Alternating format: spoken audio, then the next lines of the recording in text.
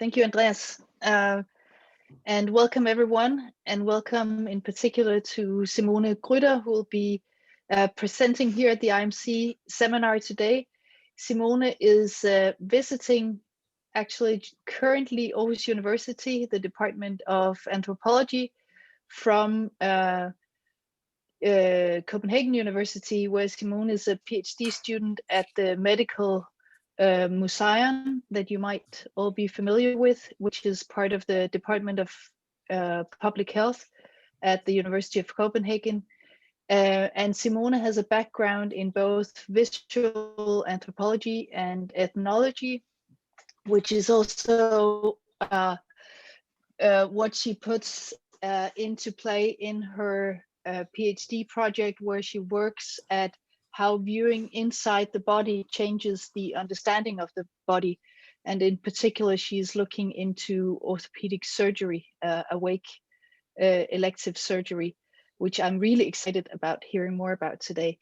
Simone is interested in patient voices and experiences, and in this process of knowledge production through technology, and in bridging conversations between the hospital, the museum, and the broader public.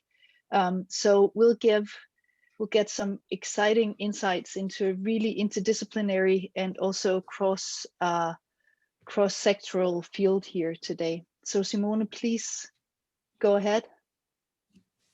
Thank you so much.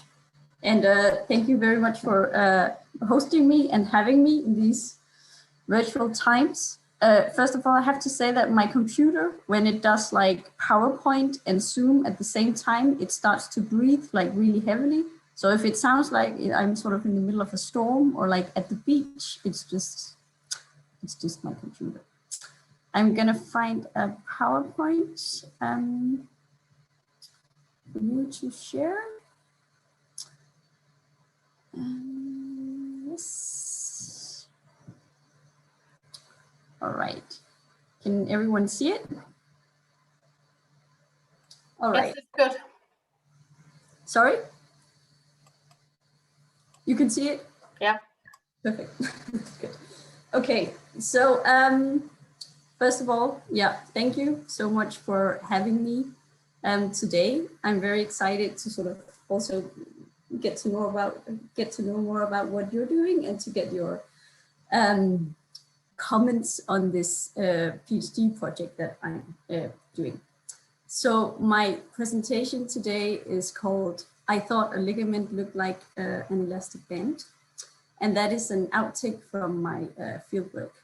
And really the sort of overall focus of my project is, or sort of the interest is, what happens when we view and sometimes view inside our own living body through technology. And in essence, also, I guess, what happens when we kind of gain visual access to a place that we otherwise cannot gain visual access to through technology. And this might be looking inside our own living body through like a medical technology, but it might also be looking at a place like outer space, even though outer space is not a part of my project, but it's the same sort of movement. So I'm also very intrigued by images like this of a black hole. And even though space is not really, a part of my project, it's sort of a part of my overall curiosity. It's a kind of interest in modern exploring, or sort of modern explorers exploring the unknown. So even though what you see here on sort of the background of my title page is really someone's insight, I must say that I have this odd fascination with questing inside landscapes of the living body, almost in the same way that I'm fascinated to see new images of like the landscapes of Mars, like the ones sort of like this that just came out here earlier this month. So I'm really fascinated by this. And I think that fascination is kind of where my project started. But I'm not a surgeon. I'm not a patient. I'm not a keyhole camera that's traveling inside other people's living bodies. And I'm sadly also not an astronaut. And I'm not a Mars rover. But I'm an anthropologist, ethnologist, kind of woman, so I explore what happens when other people experience and travel inside their own body through technology. And this is my overall fascination, and that's also my kind of overall research question. What happens when we look inside the living body through technology, and how this changes our understanding of the view and maybe also of illness, but actually the understanding of the body is what I'm focused most on. And I think I'll talk around 30, 40-ish minutes, because I know that some of you have to leave around 12.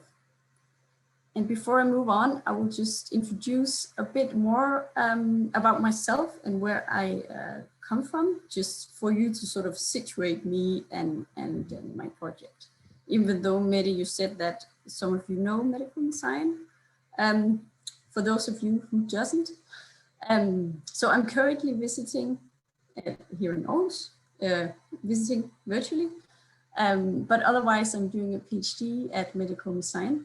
And Medical Science is a medical museum, but it's also a part of Department of Public Health at the University of Copenhagen. So it's both a museum and a research place.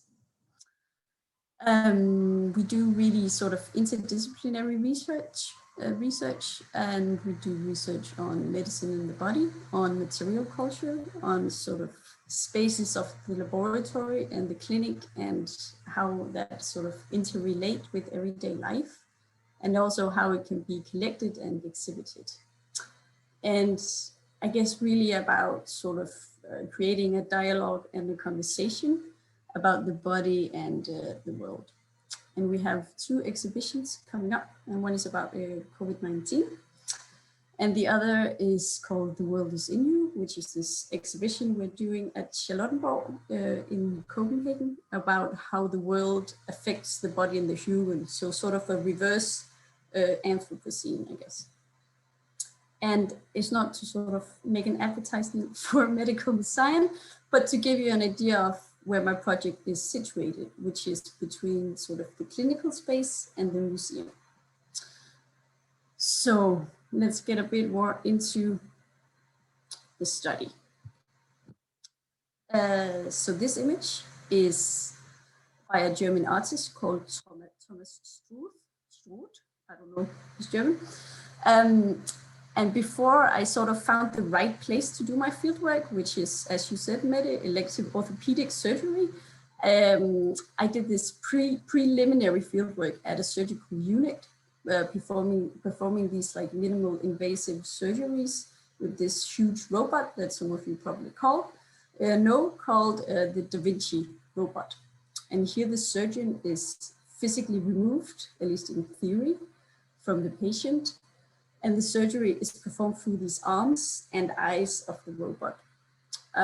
And during this fieldwork, the surgeon told me that she would often take pictures with the robot during the surgery, and then she would show the pictures to the patient afterwards to sort of illustrate or show them either what was wrong, or to sort of illustrate a point during the surgery, or to simply show them their own body from the inside. And she did gynecological studies, so it was about the sort of female lower part. And she told me that women were quite often her patient when she showed them images, were quite surprised at how messy it was, and how the belly was not sort of neatly ordered on top of the abdomen, but it was a much more messy place. And I found that point really interesting, how technology changes the patient's view of their body, and not necessarily only the illness, but sort of the body, it sort of restructures it. But I didn't do surgery. I didn't do fieldwork at this in this place, mainly because patients who undergo this kind of surgery are not awake during the surgery. And it's only in a few cases that they get to see the pictures afterwards. And I would like a field where patients were sort of awake and where I could observe them looking, the sort of movement of them looking inside themselves. And a place where you can do that is elective orthopedic surgery. So that's where I did my fieldwork. I did this fieldwork in the last months of 2019 and in the beginning of 2020. And then the unit was completely closed down, almost completely closed down, and turned into a COVID-19 unit, which also meant that my fieldwork kind of disappeared. But I got to do some of it before it all closed down. And here they perform arthroscopic surgeries, mainly on feet, hands, and shoulders. And arthroscopic surgery is this sort of the image with the illustration in the corner with the man. It's the surgery where the surgeon cuts small holes in this is the shoulder,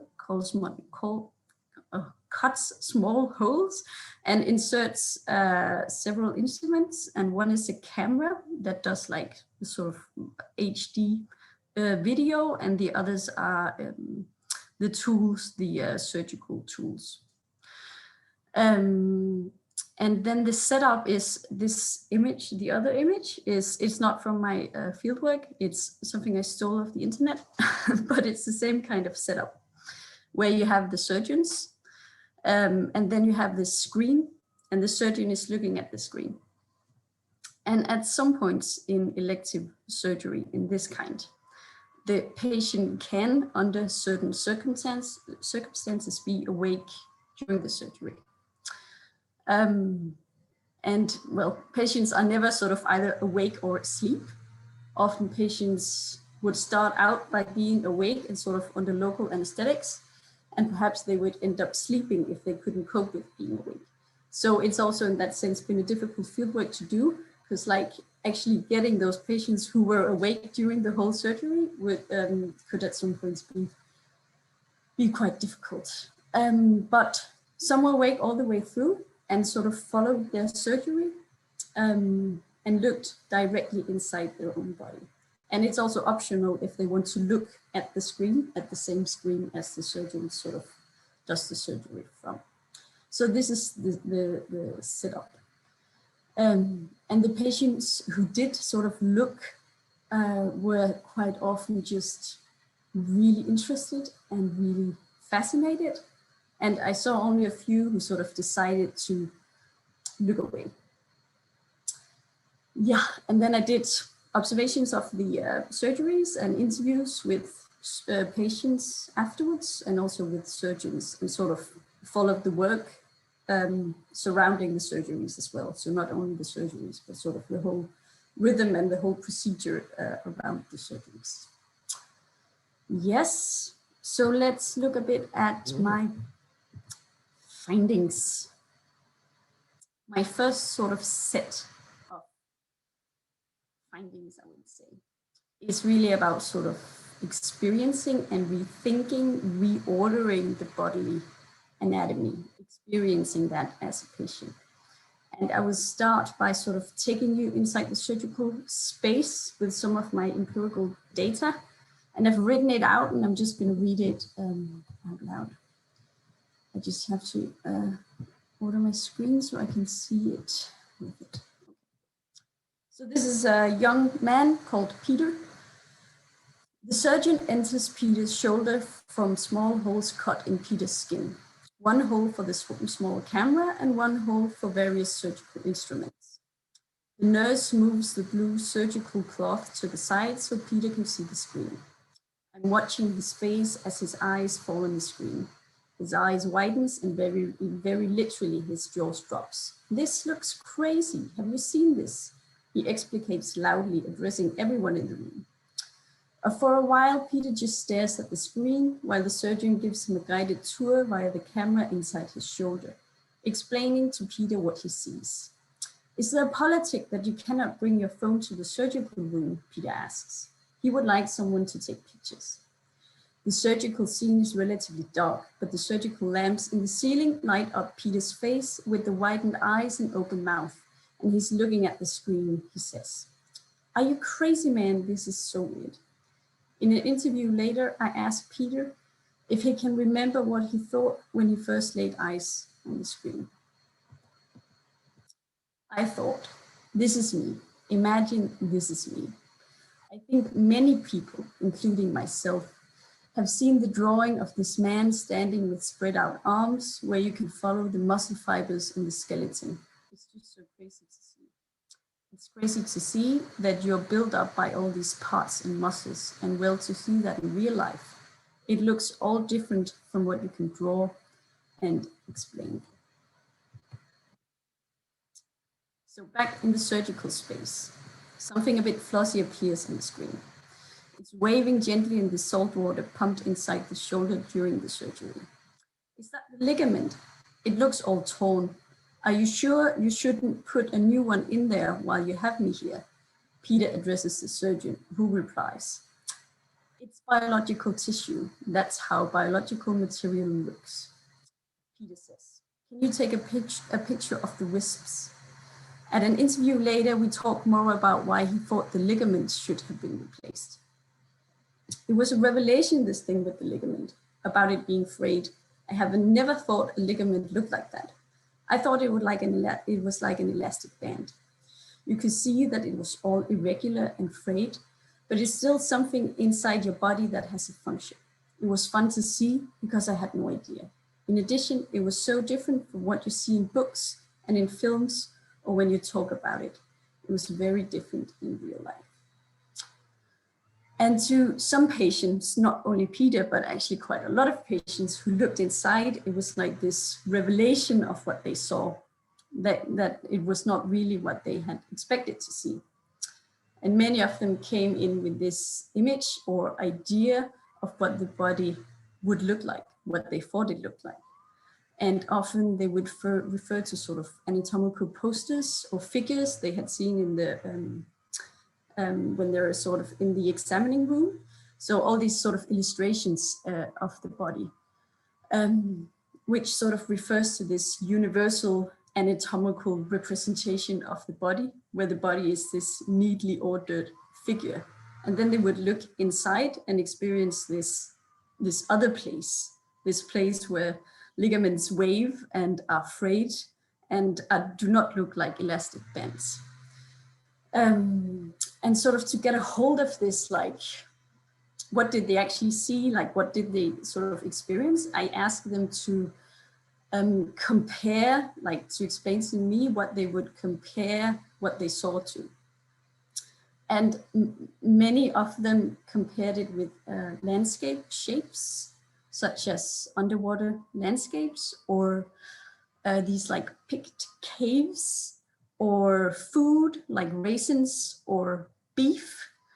And I have a few examples of this.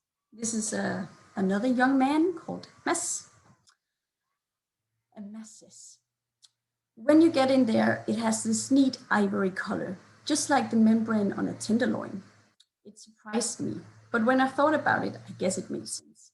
I don't know why I thought it would be red, probably because blood is red. And I thought it was exciting. It was just like watching the deep sea moving, where a robot dives to the bottom of the ocean. That is what it looks like, because they rinse with water. Stuff just kind of flickered in the water, which also was calming. And what I saw on the screen wasn't disgusting at all. And actually, I haven't met any patients who thought it was, when they looked, like the patients who actually looked, when they looked, who thought it was disgusting, which is just kind of a fun feature.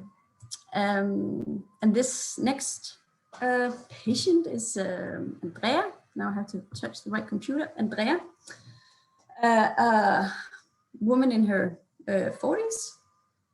And she had this surgery where she had some pieces of bones removed from her ankle, which was sort of removed. Yeah, it was removed. And then the surgeon went around, or the nurse went around and sort of showed her the bone pieces. And then she said, I kind of thought the bone piece would look like a front tooth. A front tooth is straightforward. It does not have many edges. But this, it was almost like a piece of cauliflower or broccoli with so many edges and corners, or like a raisin. It just wasn't smooth at all. It seemed almost deformed. You think a bone is all smooth and even, but what came out looked more like a piece of curved together paper. In the image, and here she refers to the MR scan and like a hand scan that she had during her diagnostic process, it looked so even and neat, and you could not see all the edges. So I was a bit surprised. You think it's so smooth. In school, you had these figures where you could take out the heart and lung and kidney, and well, you just don't look like that in reality, do you? You think the body is so smooth and neat inside, but really it's everything but that.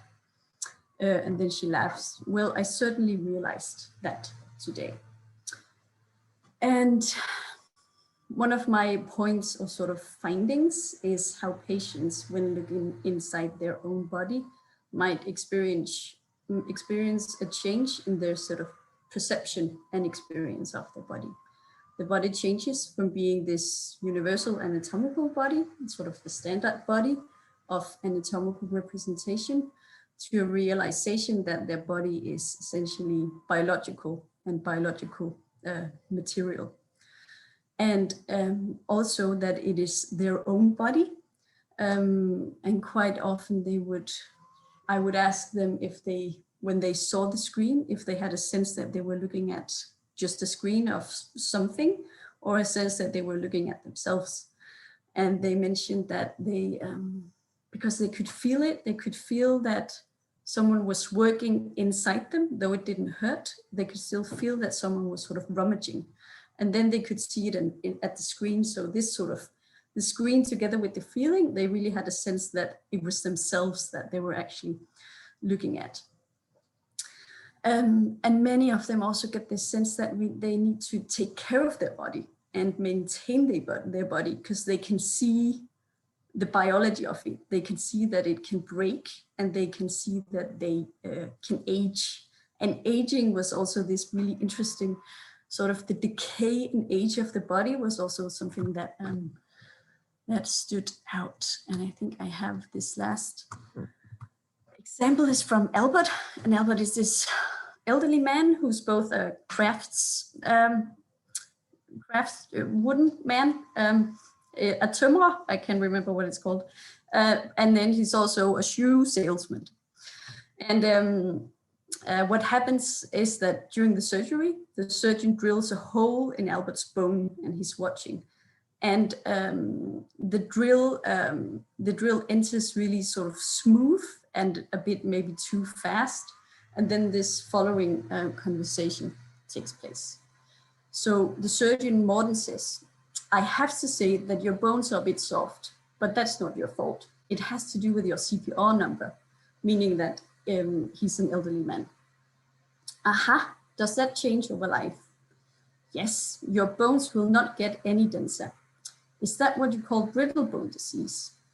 In worst case, but your bones do also just get less dense with age. Can it do anything to prevent it? You can eat some calcium. Yeah, and this sort of just speaks into the same point of the realization of the bodily decay and the body as belonging to biology and nature, perhaps more than the culturally shaped anatomical representations. Yes, and then I'll move on to my next sort of category of findings, which is called surgery as culmination and seeing as proof. So many of the patients have a very long diagnostic process leading up to the actual surgery. And it's only 20 to 30% of all patients who are actually referred to the unit who end up with surgery. And others have exercise rehabilitation or physiotherapy and so on. And quite often they also have to, so once you end up at this unit, you've also been through a really long process starting at your general practitioner, and the general practitioner has to go through certain steps of conservative treatment before they send you to this unit. So once you end up at this unit, you have quite often been in pain for a really long time, ranging between a couple of months to years among the patients that I've studied. I mean, they also have emergency patients, but these like elective patients quite often have this rhythm of having lived with this pain for sort of several years. And to many of this sort of group of patients, the surgery becomes this culmination of all this time waiting. And seeing their injury or seeing their illness becomes this proof or symbol that they were right about being in having pain. Quite often they felt that they had to argue that their pain was real and that the conservative treatment wasn't working. And quite often also proof that the pain that they've been in hasn't been in vain, and they haven't been sort of whining for the fun of it. So I'm gonna read you a quote from the patient Peter, who we also entered the surgical space with before, and I'm gonna read it out loud. It's been a long process with my injury. It's been a year since I first went to the doctor, and at some point you start to wonder, am I just whining, or is something actually wrong with my body? And by watching, you realize something is wrong and something is being done about it. And the injury might not happen again. And I think it's important that if it hurts somewhere in your body, well, then you should take care of it, because your body is connected.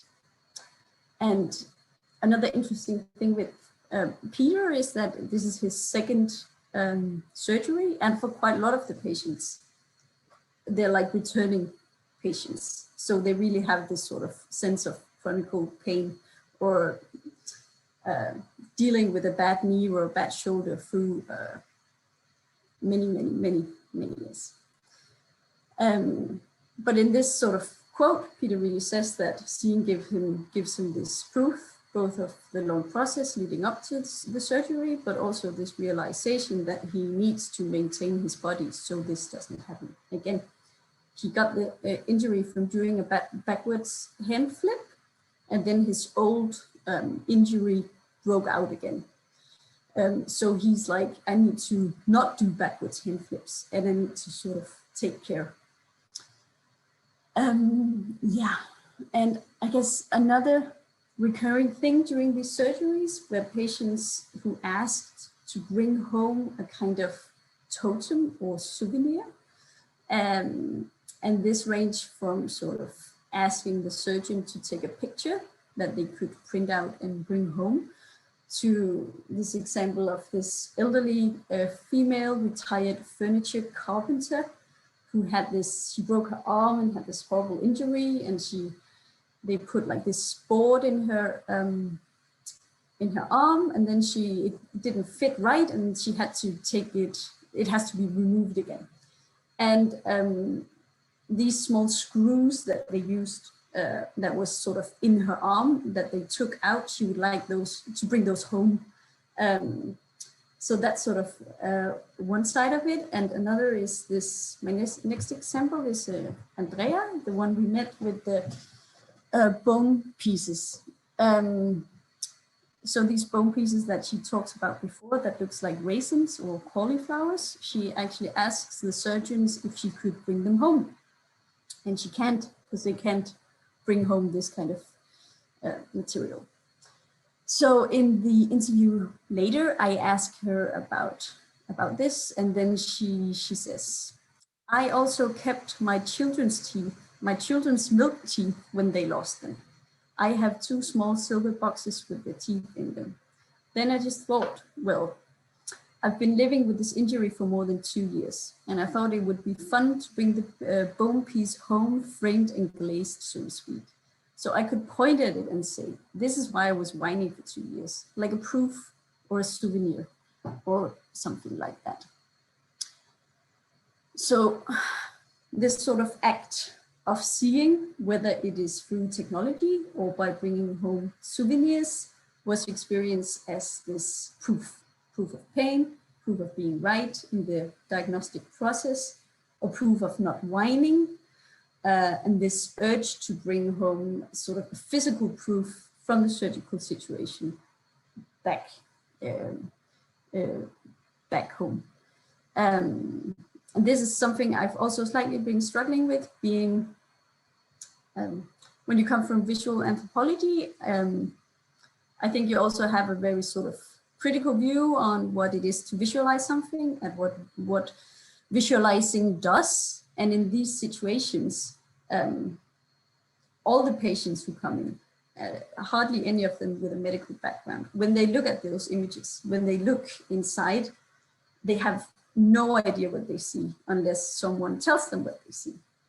So this sense that they really have an experience that they're seeing something true and they're seeing the real, and this sort of experience of really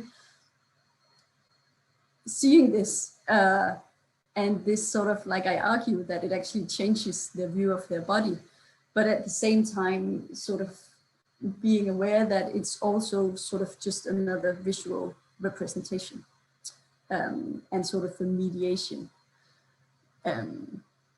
Yeah, so all these points that I've said so far on sort of re-experiencing anatomy and surgery as culmination is already in an article that I've co-written with my supervisor, the wonderful Anja Bornø, that some of you know.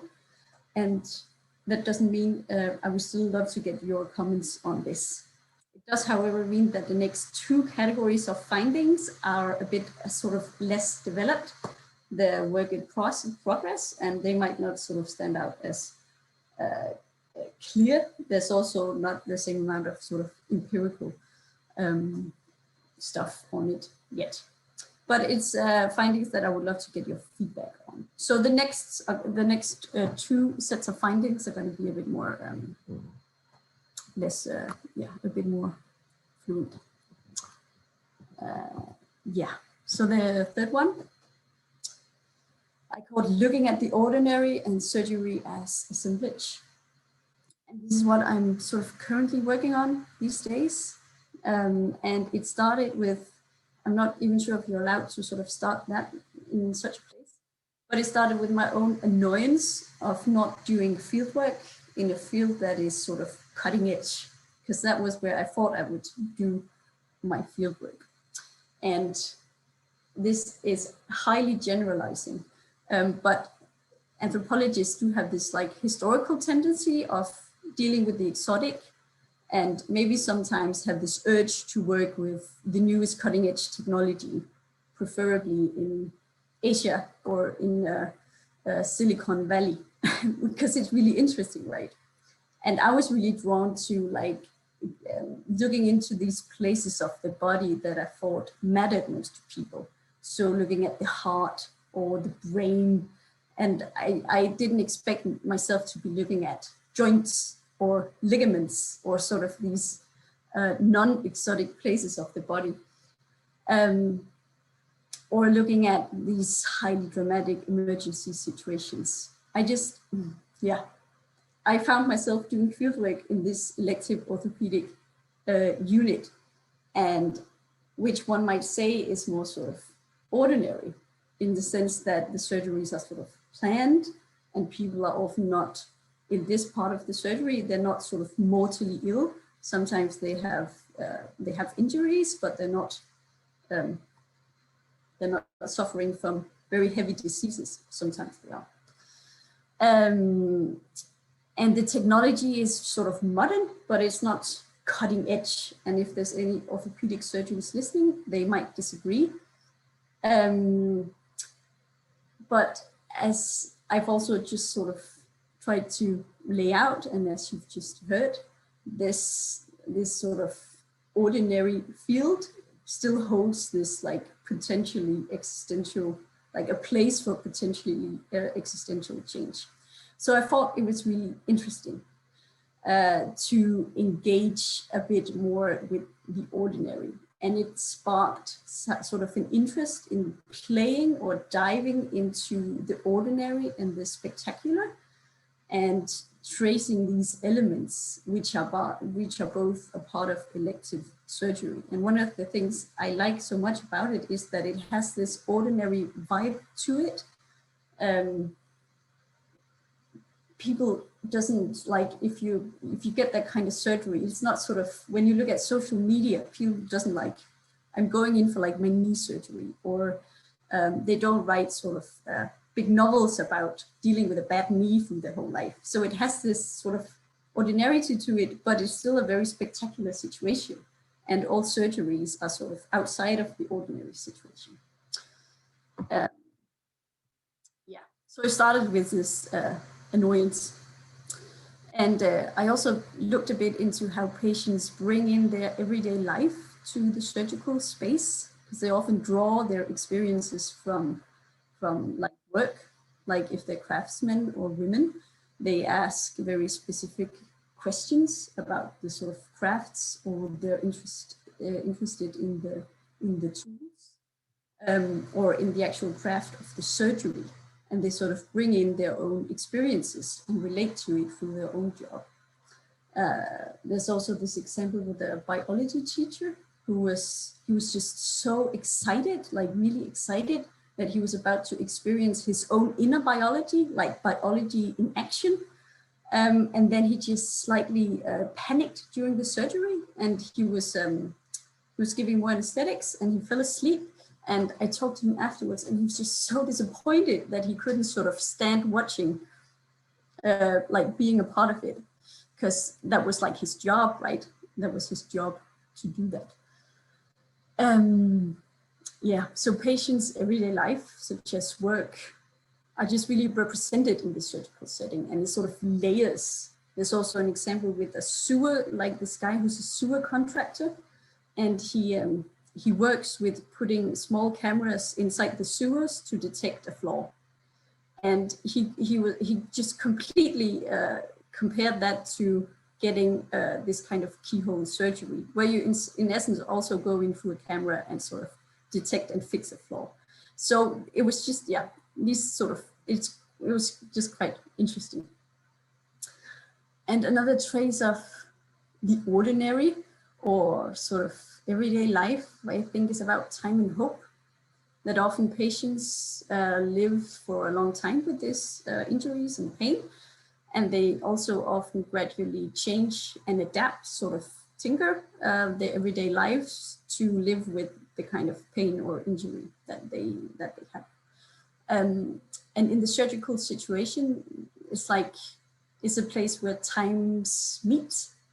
There's both this layer of hope that their everyday will return to how it was in the past before the injury, right? So the past becomes a hope for the future, even though it quite often they return, they're like recurring patients, and quite often they deal with a bad shoulder or a bad knee all of their lives. Yeah, and then I've been inspired by sort of approaching the surgical situation as an assemblage, I call it for now, and I come I come from sort of an STS theoretical approach, but this is more inspired by not so much the sort of human, non-human, but more inspired by Kathleen Stewart's, this definition of the ordinary. She says, the ordinary is a shifting assemblage of practices and practical knowledge, a scene of both liveliness and exhaustion, a dream of escape and of the simple life. So these surgical situations are both spaces of the ordinary and the spectacular, of the past and the present and the future, and of hopes and disappointments, and also of the non-human and the human and mediations of the body. But it's sort of a broader assemblage that just holds all these things. So this was like this part of the findings. And the next one is about the power of mapping the bodily anatomy. And what I'm interested here is mainly elaborating on my first argument. So arguing that viewing inside the body might not simply recategorize or change our understanding of the body, but also change how we understand and situate our body in the world surrounding us. So medical science have historically this very understandable interest in focusing on each organ or part of the body in order to specialize and cure pathologies in that exact part of the body. But in contemporary diseases, which probably some of you also work with, there's also this call for a more holistic view, and I don't mean it in the hippie sense, but in the complexity sense of the whole body, where the body is approached as a more entangled system rather than entities placed under the same skin. And I'm thinking if I can try to sort of make an argument that the movement from the singular to the complex, how this might also be reflected in anatomical understandings and representations of the body. And that anatomical understandings are these fluid constructions that often reflect the contemporary medical and societal challenges. And here keyhole is one example where the person might reconceptualize his or her bodily understanding as well as understanding of the world. And here I'm also inspired by Javi Carrel, who writes that a change to the body leads to a change in the experience of the world. We experience the world not only empirically as a source of data, but also existentially and motively. So, yeah, to sort of wrap it up, I guess I'm curious how and if anatomical representations and understandings might become a tool of power that changes our understanding of the world, and that is also changed by the world. And also along those lines, if one might argue that technology provides an opportunity for a more sort of complex and maybe even personalized anatomy. And here I'm borrowing from personalized medicine.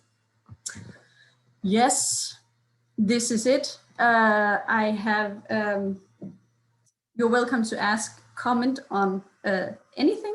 I thought if you you just had no idea what to say, here's like 3 potential ways you could comment.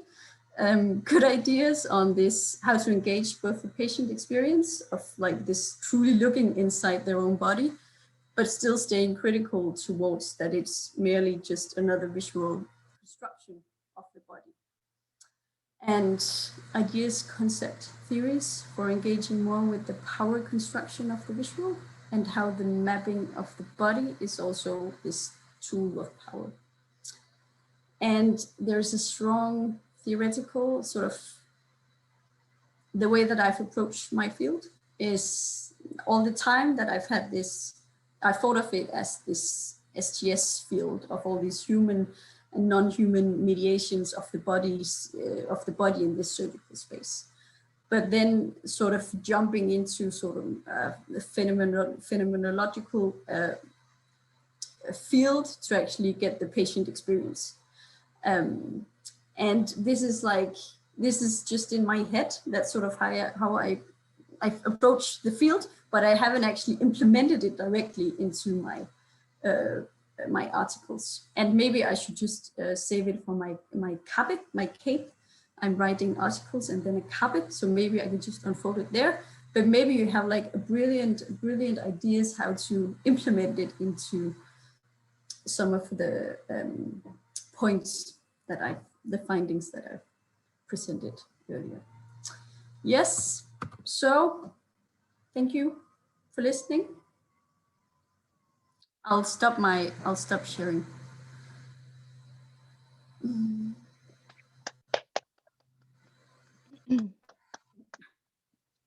Thank you so much, Simone. That was extremely interesting. Thank you. Questions, comments, suggestions?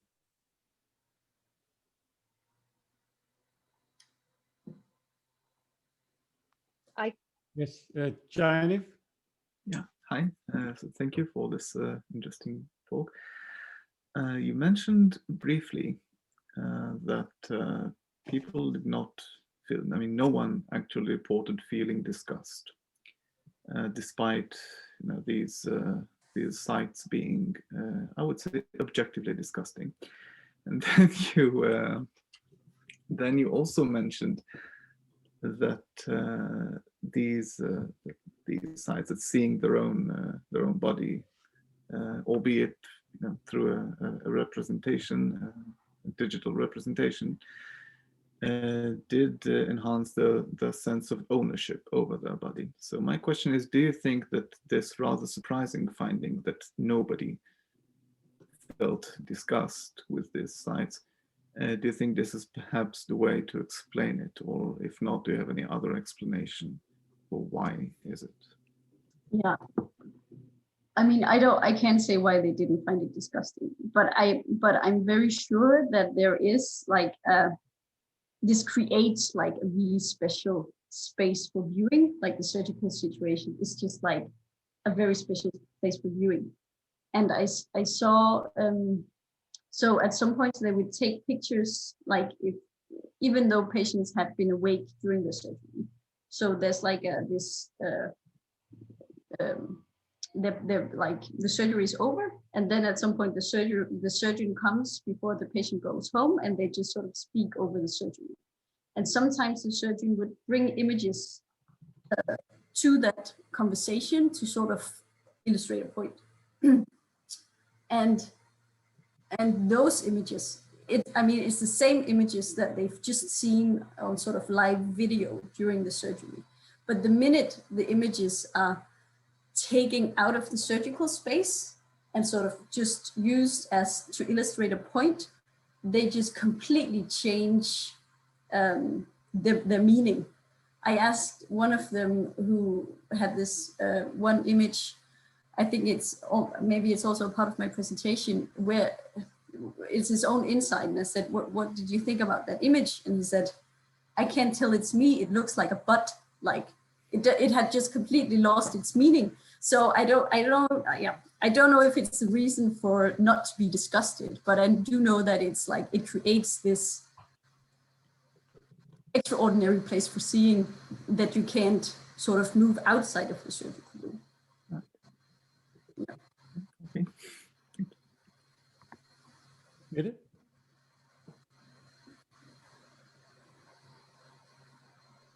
Yeah, actually a bit on the same line. I also found that extremely interesting, in particular because there's a lot of focus in the healthcare system right now to use, for instance, health animations as part of the way to communicate with patients around the different procedures that they're about to undergo.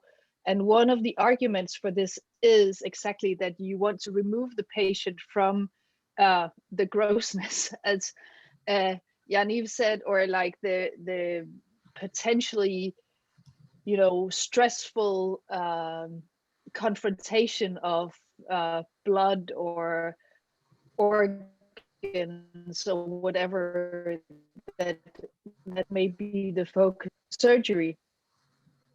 And there's quite an extensive amount of research being done in that area, but actually not really kind of confronting that core assumption of whether or not a patient representation of the body as an actual body and not as an animation. So I found that extremely interesting part of your findings, that I think could be at least adding to a lot of debates within the healthcare systems on how you communicate with patients. Yeah, and when I talked to surgeons, I've also interviewed the surgeons about what they thought it meant to have patients being awake and looking inside.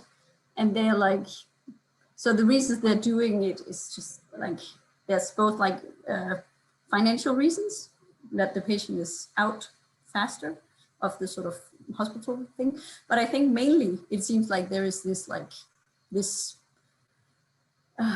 they say it's like a part of like communicating with the patient. It gives them a better idea about what they're going through. And that's sort of the main resonance for doing it. But at the same time, I think it also has to do with what kind of surgery it is, because the surgeries that I saw during my preliminary fieldwork with the gynecologist, I mean, first of all, patients can't be awake during that kind of surgery. I mean, that's not possible. But secondly, I think that it's much more violent. It's like, I asked her if she would show, because they record all of it, like automatically the whole surgery is recorded and put into a hard drive. And then she would take out like freeze frames from the surgeries and show them to the patient. And I asked her if she ever like gave them the whole video, and she said like never, because it's really violent and it's just a whole other ball game. So I think maybe it's also something that's doable within this small frame of the medical field. But it seems like it has a, for those who sort of agrees to it, it can have a potential positive effect. Yeah. Laura? Yes, thank you for a nice presentation. I was wondering in relation to this whole thing about showing the pictures, how the relatives to the patients reacted. Like, do they ever get to see the pictures, and how do they react to it? Do they find it disgusting? Because you may not find it disgusting knowing that it's your own body, but you may find it disgusting if it's others, maybe even a relatives. Yeah. That's one thing. And then I also wanted to ask you, I think a lot of times when you visit the doctor or you need to get some kind of procedure, people are like drawing, or the doctors are like drawing it for you so you can see and somehow start to visualize how it would work. And there is the whole dimension of like Mette is suggesting, like, should we make animations or should we just show people pictures instead, because that would make it easier maybe to understand. Doctors always choose to draw it for you. Do you think that's like an important choice? So do you think that would change the whole situation if they started using these other dimensions? Okay, so to take that one first with the drawings, I don't know. I don't know, but I'm not sure it would, because I don't think it matters so much when it's outside of there. I think it's only interesting because it's yourself in there, and you have a surgeon standing next to you explaining what you're seeing, and it's sort of yourself. I'm not sure it would have any specific better meaning or explanation or sort of sense of the body or the injury if you transported it out of the surgical space. I haven't sort of done studies on it, so I don't know, but I'm not sure, because it was just so obvious that it was something that happened in that space, in this sort of triangulation between being yourself and having the sense, like you can smell it, right? And orthopedic surgery is like, you know, it's hammering and it's like really loud, so you can hear it and you can see it on the screen, and I think all this like stuff, sensory stuff going on is what sort of gives you the ability to understanding what's going on and realizing that it's yourself. And I'm not sure that sort of just a freeze frame that you show someone instead of drawing, if that's going to make a difference. I'm not sure.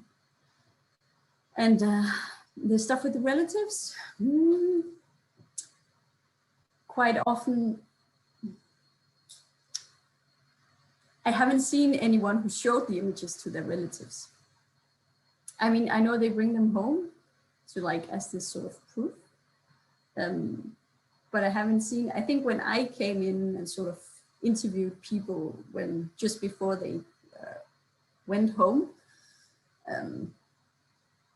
I think I was just so,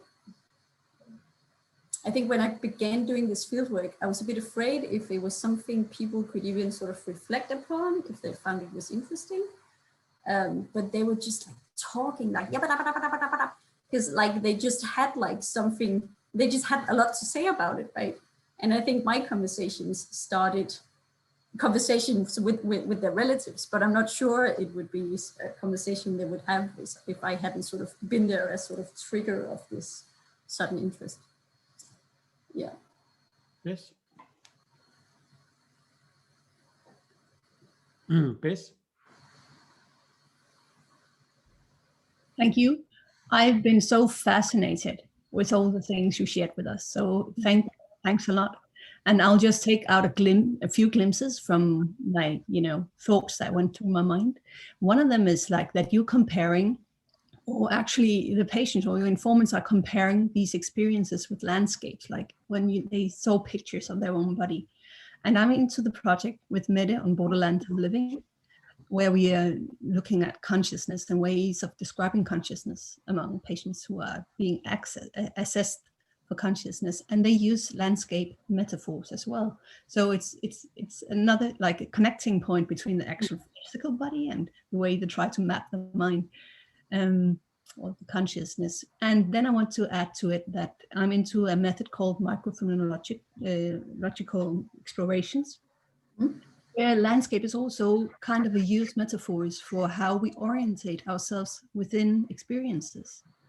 So that's, having an experience might be, and explaining it to another might be one of the ways that we're actually communicating about both the visual part and the tactile features of an experience. So I wanted you to just to be aware of that. And then the thing about having this connection between what you actually see on the screen and the way you feel it reminded me about, that's a rubber hand experiment where you are being like in a way you're being stroked on the hand. That's so that's where you suddenly connect to the hand because of the sensations fitting in. And I thought about this kind of, you're just describing that without being guided within the experience of, this is actually my shoulder, this is a ligament. You wouldn't have the experience of it, but because you feel stuff going on in your body, as well as being pointed to the pictures, you connect it. And I find it highly interesting. And also in regard, and that points to a question rather, that when we do the representation of this knowledge, we actually informing the pictures, coming back to those who are orientating themselves in this landscape, right? With all this kind of more old kind fashioned knowledge of your anatomy. And how do we actually gain, produce this messiness that people are trying to connect to as both an objectifiable body and something that you're subjectively experiencing. So that's a big question. I'm not exactly sure how to answer that, but I thought a lot about these, how to bring that further, right? How to, and I'm not completely sure what the right answer is, but I think these, I think I was quite sort of touched when people started comparing it to landscapes and all these sort of beautiful things and not all the disgusting things, even though there's a bit of sort of tenderloin and stuff like that, but in general, just quite beautiful stuff. And sort of that, that movement, that sort of experience of the body being this sort of, being a part of nature, right? It's just such an, it's quite an interesting movement. And I'm not sure how to bring it sort of, how to bring it on without in a sort of objective, completely objective way. I don't know. I'm not completely sure.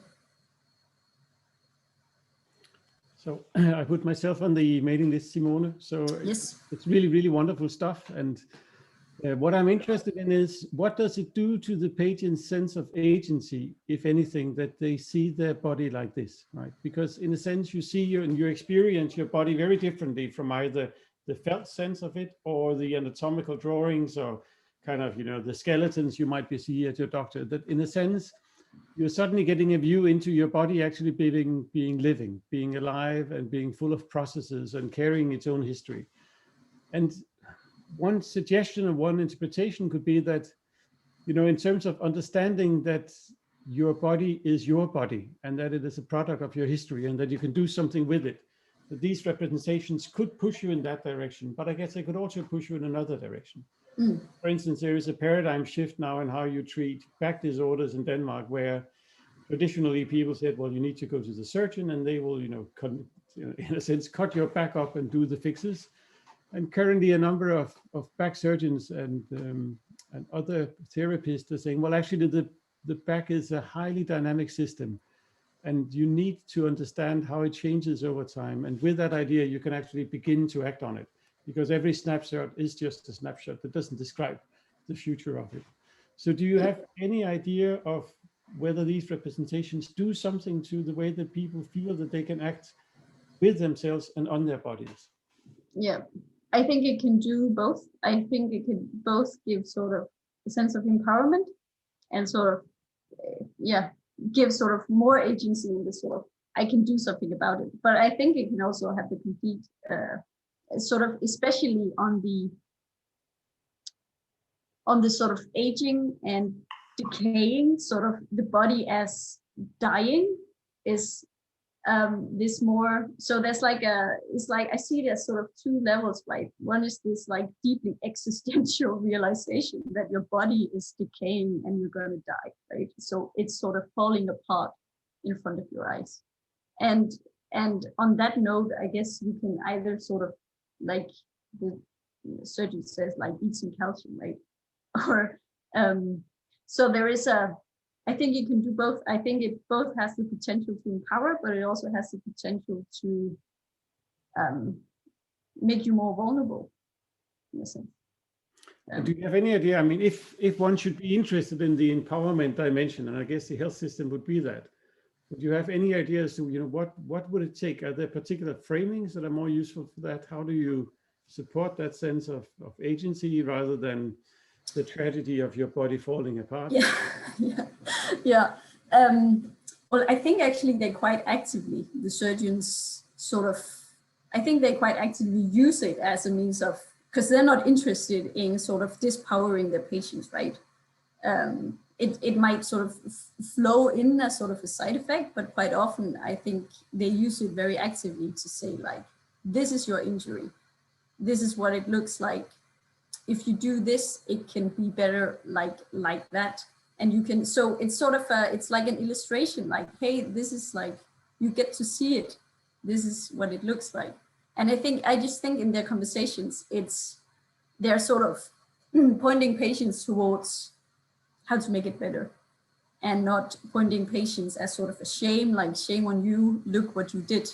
So I think I think they're already aware of the potential of it, sort of latent potential, but it's not like, I don't think I asked them if there was like, if anyone made any research on it, like within the orthopedic surgery research unit or like potential, and there's no sort of research on it. So it just, I think it sort of folds into this idea of like the overall idea of an increasing patient involvement, like level of patient involvement. And then I think they just sort of, it's like they just sort of fold themselves in on that wave of like involving patients more is better. So yeah, without being like really, it's not like a tool, it's not like they made a tool book or like a conversation book on how to dialogue with your patient during the surgery in order for them to heal better. And they haven't made any research on if they heal better or faster. Yeah. Have you come across the work by Roger Kneebone? Yeah. Yeah. Because so I put it in the chat, and I mean, for others might be interesting to look at. So he's a surgeon with the amazing name Roger Kneebone, but he's also doing a lot of work onto kind of visualization methods and different ways to, both for the surgeon, but also for the patient, how these virtual environments are changing the way that you act as a surgeon, but also the way that you act as a patient. And he does some absolutely amazing work on all these levels. I think he also does sort of events. Yeah. He does like sort of public surgery where you can zoom into a surgery and see he's done some really crazy stuff in that. Yeah. Cool. Any other questions or suggestions? Well, thanks a lot, Simone. We hope to see you over in person before too long. Enjoy your virtual stay at the IMC and at Aarhus University and Department of Anthropology. And thanks for joining in today. Yeah, thank you. Thanks for your time.